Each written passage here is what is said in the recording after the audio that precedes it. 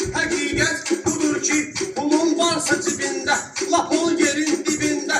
Taparsan nə olsa özün üçün ömürlük gəzib keyif eləyərsən.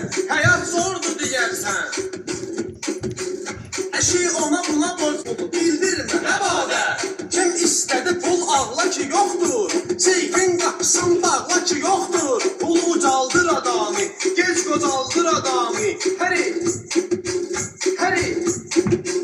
pulun üzü qara olsun. Həri, görün para olsun. Həri, kasıbsan ölərsən acından.